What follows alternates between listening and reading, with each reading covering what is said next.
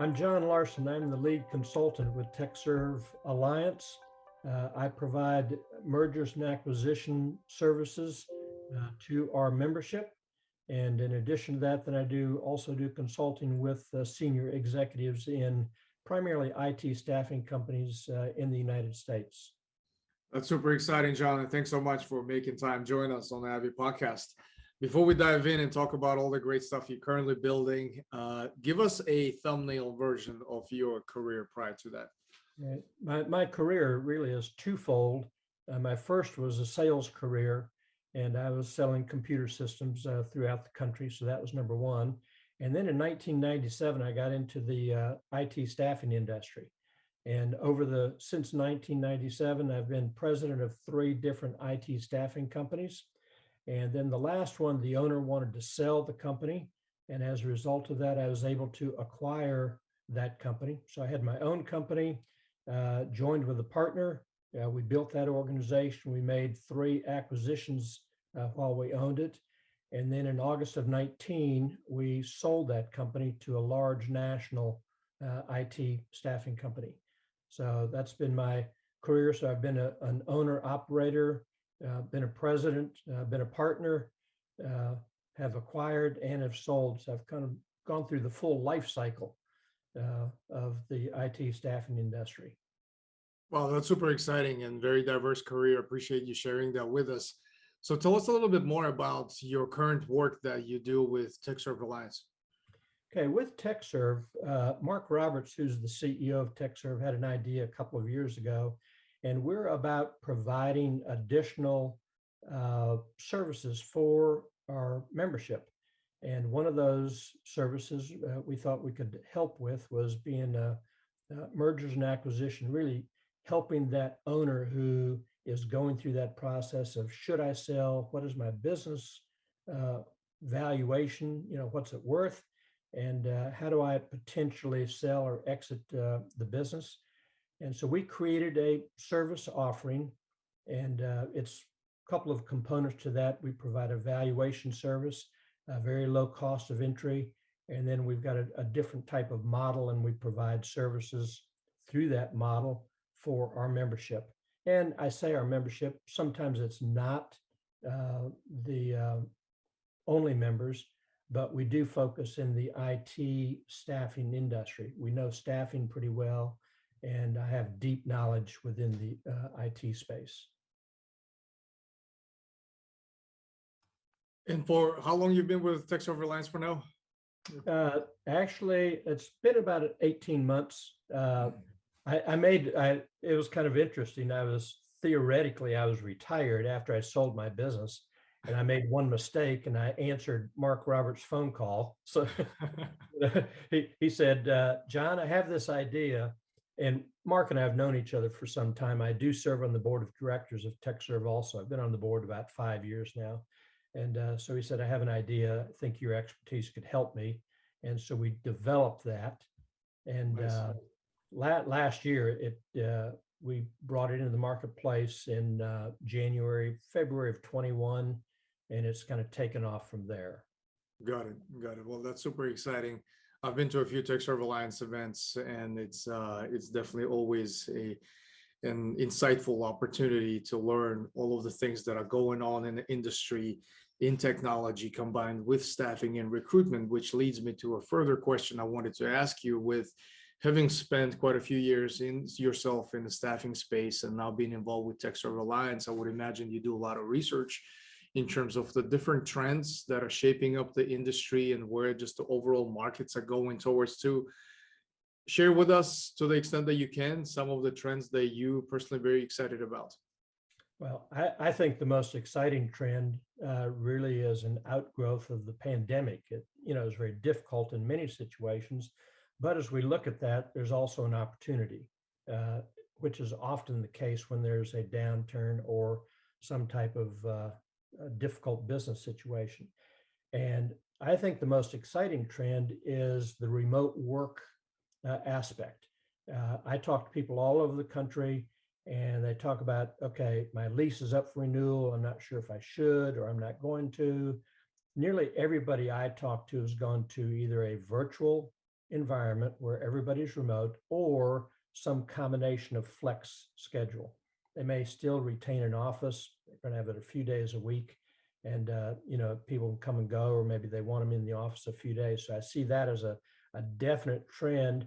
And I think 6 months ago, everyone was kind of wondering what's going to happen, what's going to be the outcome. And I believe that it's beginning to stabilize, and we're beginning to see the fact that, okay, people are productive. I, I have to admit, I was probably of the old school. I like everybody in the office, camaraderie, and there's a lot to be learned and shared by being in an office environment. Um, so I was probably one of those individuals kind of, oh man, can it really work? Are people going to be productive, et cetera? So, and as a result of that, we are seeing more and more companies embrace that in some form. I won't say totally virtually necessarily, but in some form. But I think the most exciting part of that, we talk about that, but also the ability of the small staffing company really to support a broader audience. So previously, the staffing company, oftentimes the smaller companies, they were bound by geography. They were bound by that brick and mortar. Their sphere of influence was their local community or city or maybe state or region. But now those shackles, they're gone. So as a result of that, these smaller companies, they can support their clients. And that's what it's about. Can they support their clients and their consultants on a much broader base, a much broader scale? And now you can recruit from anywhere in the country, anywhere in the world for that matter. And same thing is happening on the client side, where they're saying, well, we really want that consultant in-house, in the seat. And they're naturally realizing there's an opportunity to get very good talent that's not localized or not in the local environment. And so to me, that opportunity for the small company to compete on a much larger scale and being able to attract consultants from around the world, and internally being able to attract salespeople and recruiters and other support staff, you know, uh, in a much broader array of talent, as that's really, really exciting. I think it's an opportunity for many, many staffing owners. Yes, absolutely. That's definitely relevant, especially to everything that's going on in the markets these days. So I appreciate you sharing some of that. And to take that a little bit further, as you research some of these trends further and you consult and talk to other organizations that maybe do a better job at retaining the top talent than the other organizations, what are some of the characteristics that you observe that they develop or they foster in order to be able to not only attract but retain very unique and highly demand tech talent? John, you're hitting on a really, really important topic because retaining that talent is so critical today. And as we know, there's a lot of movement because of the remote scenario. People have other options. They have more options than they've ever had before. So being able to retain that talent is critical, whether it's your internal staff or consultants that you have supporting your clients. And I think it's, sometimes people say, well, they're going to move for a few dollars, and they might. We see some of the movement, across the country, and the wages are pretty substantial. But I think more importantly than that, how you retain that individual is through that personal connection. And that begins from the early stages of engagement, whether it's a consultant or your internal staff, and being able to engage with that person, understand the driver behind that individual. What is it that they're looking for that you can provide as an organization, whether, like I said, whether it's internal or external? So in doing so, yes, you have to be competitive from your wage and your benefit arena. So that's kind of that's the starting point. That's the base point. Beyond that, you have to understand the individual. What are they looking for? It may be lifestyle that they're looking for. It may be that it's a situation where they want to move want to move from recruiting to sales or sales to recruiting even. or they want to be more in a client supporting role or customer support role. So making sure you understand it. It may be personal development. What are we doing to help that individual develop themselves personally? Whether it's from a technical standpoint, what can we do from a professional development standpoint in order to encourage that person to stay with the company and know that they're valued. Uh, People really want to know and feel. Part of it's kind of hate to use that word sometimes, but there's an emotional aspect to it, being connected, whether it's to the team, to the company, to the clients they work with. So there's an emotional connection there also. So being able to understand that and build a plan. So that's the other part. Oftentimes we talk to individuals, but we don't build the plan to support that. So as a business owner, you have to be able to say, okay, we're going to do this year. And naturally there's some time constraints, maybe there may be financial constraints, whatever it happens to be, but you work that and understand, also helping the individual understand that that's a benefit that you're providing, and there may be a back end cost to it, but how can you help them develop professionally and grow in their career? I think that's probably the number one area that you can retain staff. Probably the other part is with our consultants is making sure that they're on projects, not just from a financial standpoint, but something that excites them. What has helped? How are they developing as individuals? And part of our job as a staffing industry is to make sure that we're doing a very appropriate job of making that connection with our hiring managers, and with the type of business that they're in, and that development process. And it may be project management, maybe software development, whatever it happens to be, but that's part of our responsibility, and it provides a little bit of glue there. And I think the other part is figuring out ways that we can continue to engage. I'm a big believer in video. We take 5 years ago, 10 years ago, it wasn't around. 5 years ago, it was maybe a leading edge, and we didn't necessarily have the technology.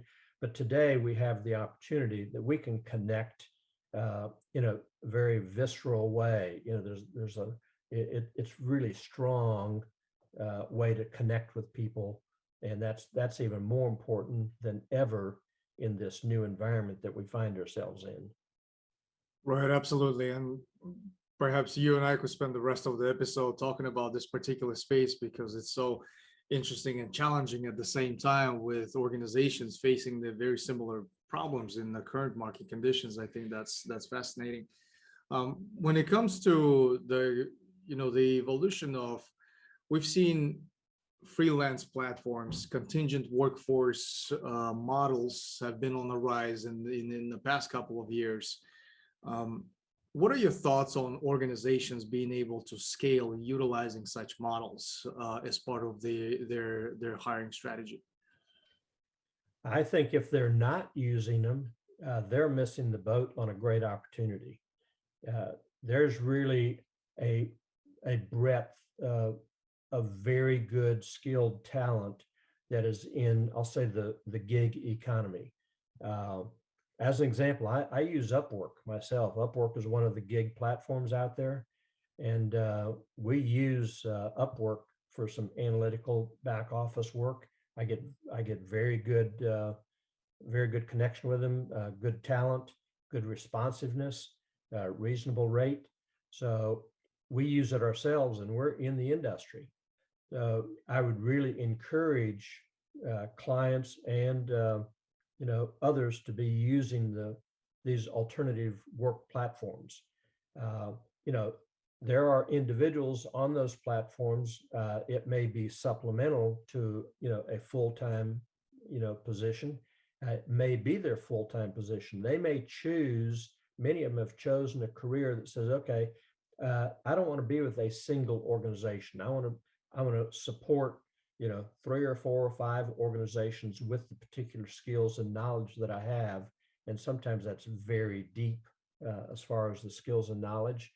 So there's an opportunity there, I think, for companies really to avail themselves, and I say put some afterburners on or expand the bandwidth to bring on a very good talent that has deep content knowledge. Number one, it's expensive. Number two, it takes a lot of time to find the right person. That's a real challenge. So if I have a way with a variable platform, a gig platform that's able to supplement that, and it may be just for this particular project. I'm under the gun for responsiveness, or to produce whatever the product happens to be. The talent is there, and it also goes back to the remote piece. Not only this gig economy, but also the fact that you can find talent anywhere in the globe. It's really a phenomenal opportunity, I think, for businesses today to scale their current operations. And you can do it incrementally. That's the good part about it, especially your small business, that it's more challenging for them to bring on that full-time resource. If I can do that in an incremental fashion as I continue to grow, then it works great. And it's not unlike, I see a few staff, I don't see a lot, but I see a few staffing companies today where it's totally virtual. They started that way, and they continue to operate and very successfully, and they're growing, they're scaling. And that's kind of an offshoot of what I'll say that a gig platform would allow for you to do. So there's some good ones out there that I think people should be using in order to really enhance your productivity, enhance the service level to your clients, and naturally there's a financial component to it also. Right, right, absolutely. And it's also very interesting to me to understand, well, more from a spectrum of interviewing. I've been on three sides of the equation, I guess, where I've been a candidate or consultant myself. I've been a hiring manager for quite some time, and I've also spent time on the staffing side where I helped organizations find the right talent. So I have three different perspectives when it comes to interviewing. Share your thoughts on that. How can really organizations and hiring managers improve that space, and candidates themselves too? Because I've observed a more of a shift towards what are the weaknesses we can tolerate in that particular candidate versus the strengths that are missing on our team, and not really creating that two-way street of a conversation between the two. Share your thoughts on that from an interview standpoint. Uh, I've lived a lifetime of this. Yeah. I've been interviewing all of my life, and I always thought that, okay, I'll get better at this as I mature, or as I'm in the business longer. I'll get better, and I'll be able to pick out that right candidate right from the get-go, and not make as many errors. And I guess I'm a slow learner. That's all I can figure out. That it's been a challenge, but I do believe that there's some things that we can do in order to improve that. One is, I think the video is an excellent way. And I remember early on, naturally, all the phone conversations, I had a phone interview first. Well, stop that. Go directly to a video engagement. I think that's the kind of a basic first step that we can do, and understand the dynamics of that video interview. It's a little different than in person, but there's some components to it that are just as important from a physical standpoint, from your electronic setup. Being on video every day, like I am, and I'm sure like you are, I see good situations and not so good situations need to be improved, whether it's the camera, whether it's the voice, whatever it happens to be. So pay attention to that. But within that, I think a structured interview process is important. So naturally, from a consistency standpoint, and plus having multiple people do multiple interviews, I think it's important to have different individuals in your organization interview a candidate. So that's one basic step that some people forget. They say, well, I'm the hiring manager, I'm going to make the decision.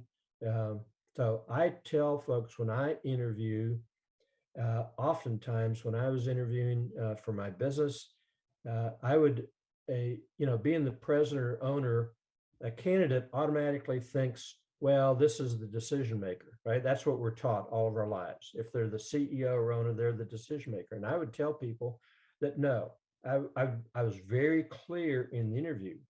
I'm here in support of the hiring manager. I'm here in support of the person that you're going to work for. Uh, and I would tell them, it said, I'm not the decision maker. I am an influencer. And I guess upon occasion, I might have veto power, uh, but which I don't know that I ever used, because the objective there is for the manager to make that final decision. So being able to explain that. I think the other part, and I'm going to shift to the candidate for just a second here. Uh, from the candidate side, uh, sometimes you look at this litany of questions and so forth.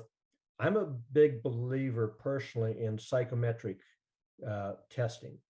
So I've always used, I say always, for many, many years, I've used some type of testing. Not everybody believes in it.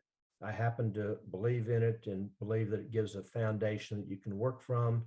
It's not right or wrong or the only answer, but I do believe in it. So that's one piece that I think can be of value to an organization.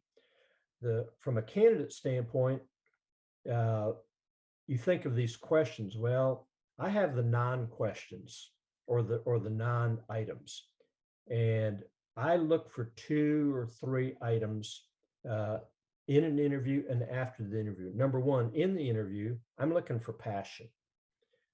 I want to understand that this person is passionate about not necessarily what you're doing or the job, but are they passionate about something? Are they passionate about life? Are they passionate about a new opportunity and the experience? So I'm looking for passion in that interview process. So that's one thing.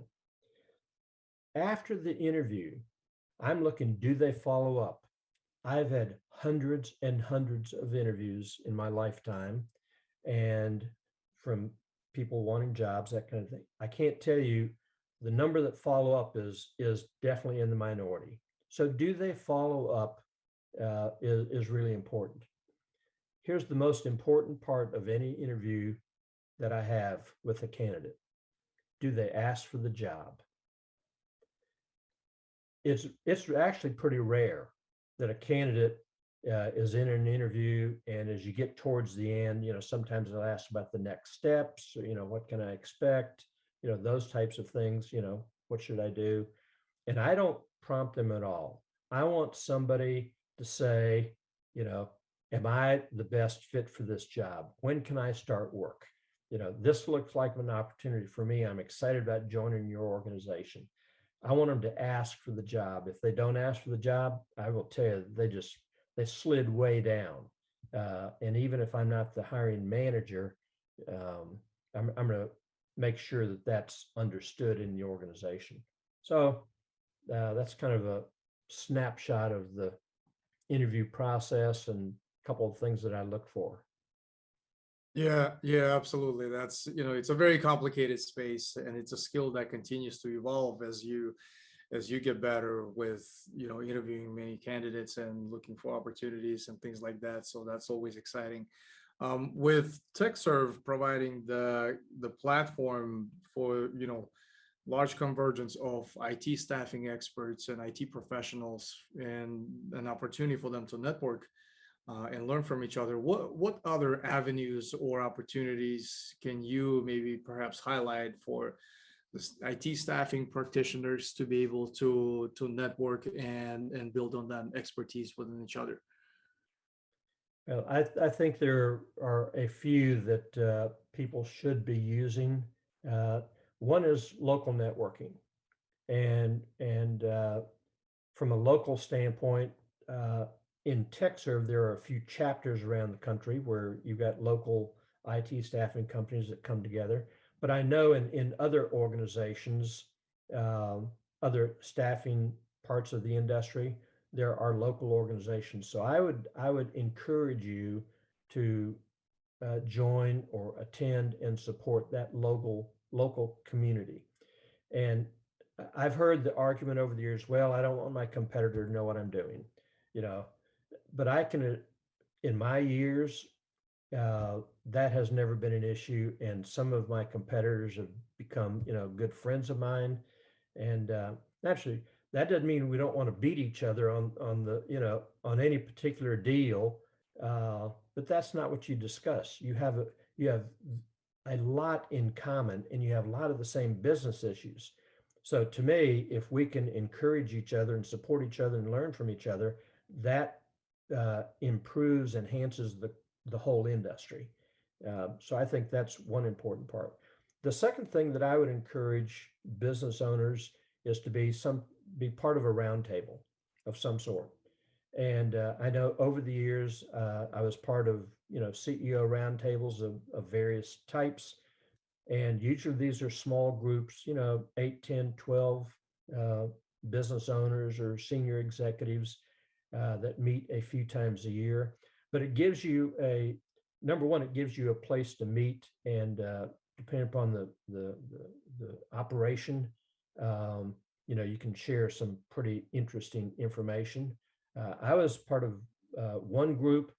We shared everything down to financials, our productivity, our financials, and we held each other accountable. Now, we were not, it was designed so that we were not in a local territory. We were not direct competitors at that point in time. Um, but it was very open as far as the dialogue that took place and the discussions we had, and accountability. So it's an accountability measure. And oftentimes, as a business owner, you're on an island by yourself. Yes, you may have a significant other, you might have a business partner, but oftentimes you're by yourself, and so it gets lonely there sometimes, and there's some topics that you can't discuss internally, or other people don't understand. So having that forum to do that, I think, is very important. It will help you as an owner, operator, manager, over a time period.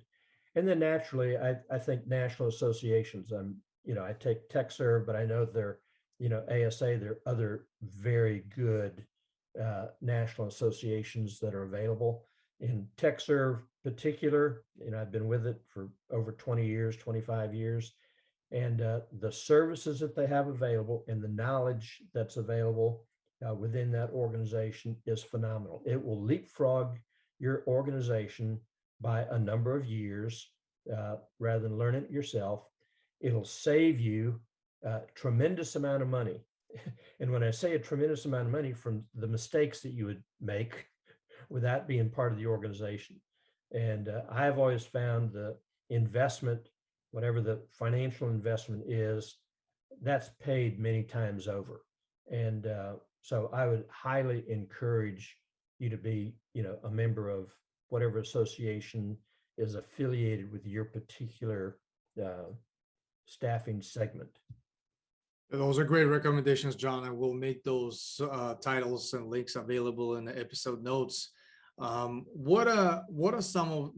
your content diet looking like these days? What are you consuming on a daily basis to keep yourself informed and educated on all the things going on in your industry? Well, naturally, talking to people all over the country, I talk to business owners every day. So, and I learn something every day. When I learn something, that's a good day. And that I'm never failed to be pleasantly surprised by what business owners information provide me with. I do a lot on the internet. Naturally, I'm doing research. I'm using the internet on a day-to-day basis, usually within the industry. So I take a look at that. I'm still I get a number of electronic forms, but I enjoy the magazine. We go back to the old days, the periodicals and so forth, but there are a number of go-to. So I've been a subscriber for Harvard Business Review for many years.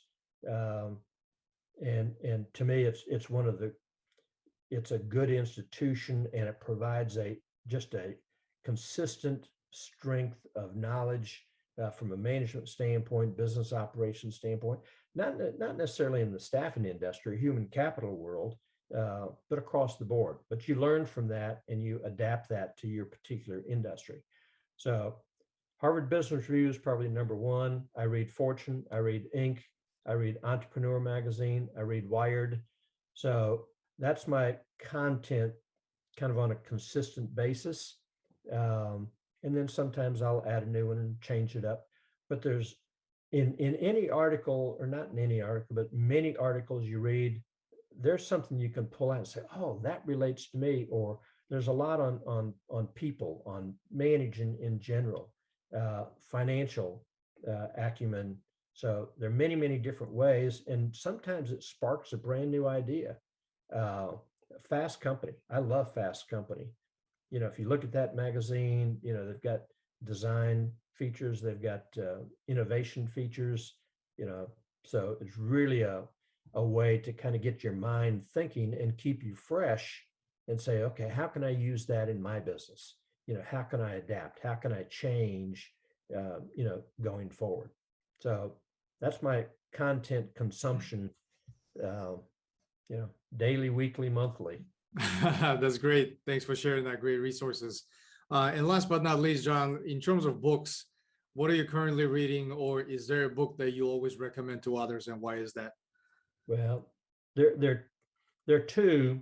The first one is an older book. It's Harvey Beckwith, and it's Selling the Invisible. And it's a book that I read many years ago as I transitioned from selling tangible products into selling services.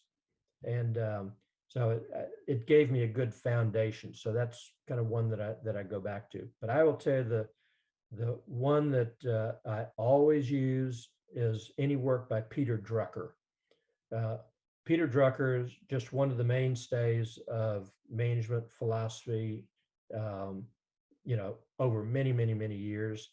And there's a compilation of his books or articles and stuff. It's a body of work. And in fact, I have it here. It's called The Daily Drucker.